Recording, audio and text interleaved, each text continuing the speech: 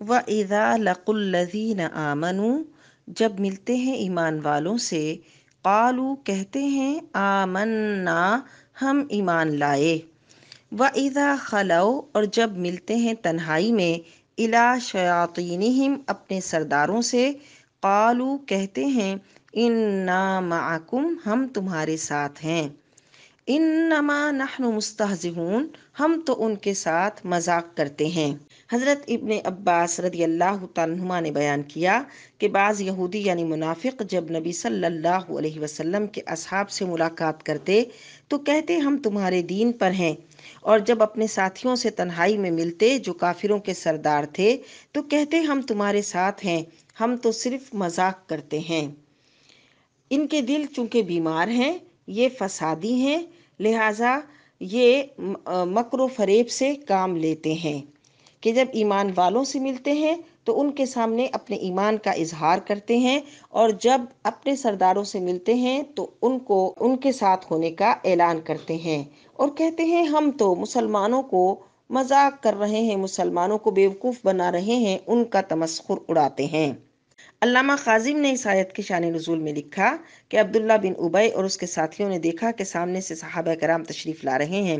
اس نے اپنی قوم سے کہا دیکھو میں ان کو کیسا بے وقوف بناتا ہوں۔ اس نے حضرت ابوبکر کا ہاتھ پکڑ کر کہا مرحبا اے بنو تمیم کے سردار، غار میں رسول اللہ کے رفیق، رسول اللہ صلی اللہ علیہ وسلم کے لیے اپنی جان اور مال کو خرچ کرنے والے۔ پھر حضرت عمر رضی اللہ تعالیٰ عنہ کا ہاتھ پکڑ کر کہا مرحبا اے بنو عدی کے سردار، اللہ کے دین میں قوی اور اپنی جان و مال کو اللہ کی راہ میں خرچ کرنے والے۔ پھر حضرت علی کا ہاتھ پکڑ کر کہا مرحبا اے رسول اللہ کے امزاد، آپ کے داماد، رسول اللہ صلی اللہ علیہ وسلم کے سوا تمام بنو ہاشم کے سردار۔ حضرت علی رضی اللہ تعالیٰ عنہ نے فرمایا اے ابی، اللہ سے ڈر، نفاق نہ کر، منافق اللہ کی بدترین مخلوق ہیں۔ تو کہنے لگا میں تو آپ سے صحیح بات کہہ رہا ہوں۔ جب صحابہ کرام حضور اقدس صلی اللہ علیہ وسلم کے پاس تشریف لائے اور یہ واقعہ سنایا تو یہ آیت نازل ہوئی۔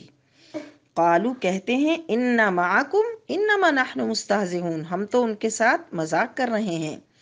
اللہ یستہزئ بہم، اللہ استہزاء فرماتا ہے ان سے، اللہ ان کی مذاق کی ان کو سزا دے گا۔ وَيَمُدُّهُمْ فِي طُغْيَانِهِمْ اور ڈھیل دیتا ہے انہیں ان کی سرکشی میں، یعمہون وہ بھٹک رہے ہیں۔ اور جب یہ اپنے شیاطین سے ملتے ہیں تو علامہ ابو اللیث سمرقندی نے لکھا کہ شیاطین سے مراد یہود کے 5 قبیلے، کعب بن اشرف مدینہ میں، ابو بردہ اسلمی بنو اسلم میں، ابو السودا شام میں، عبد الدار جہینہ میں، اور عوف بن مالک بنو اسد سے۔ ابو عبیدہ نے کہا ہر وہ شخص جو گمراہ اور سرکش ہو وہ شیطان ہے۔ یعنی جب یہ ملتے ہیں اپنے شیطانوں سے تو شیاطین سے کون مراد؟ یہود کے 5 قبیلے، اور ابو عبیدہ نے کہا کہ ہر وہ شخص جو گمراہ ہو اور سرکش ہو وہ شیطان ہے۔ اللہ فرماتا ہے کہ اللہ انہیں ان کے مذاق کا بدلہ دے گا۔ اللہ یستہزئ بہم کا معنی کیا ہے؟ علامہ قرطبی نے لکھا کہ اللہ تعالیٰ ان سے ان کی شرارتوں کا انتقام لیتا ہے۔ اہل عرب کا محاورہ تھا کہ جب کسی کام پر، کسی فعل پر سزا دینے کے لیے کوئی بات کہی جاتی تھی تو مثل اس کے ہی کہی جاتی تھی، جیسے جزاء سیئۃ سیئۃ مثلھا، یعنی برے فعل کی جزا بھی اسی طرح بری ہوتی ہے۔ اسی طرح کہا نسوا اللہ فانساہم، انہوں نے اللہ کو بھلا دیا تو اللہ نے ان کو بھلا دیا۔ اللہ تو بھلانے سے پاک ہے۔ تو مراد یہ کہ جو وہ عمل کرتے ہیں اللہ ان کو اس کے عمل کی سزا دے گا۔ مطلب یہ کہ سزا دینا، یعنی اگر وہ اللہ اور مسلمانوں سے استہزاء کرتے ہیں، ان سے مذاق کرنے کی کوشش کرتے ہیں تو اللہ رب العزت ان کو اس پر بدلہ دے گا قیامت کے دن، کہ دوزخ میں دوزخیوں سے کہا جائے گا دوزخ سے نکلو۔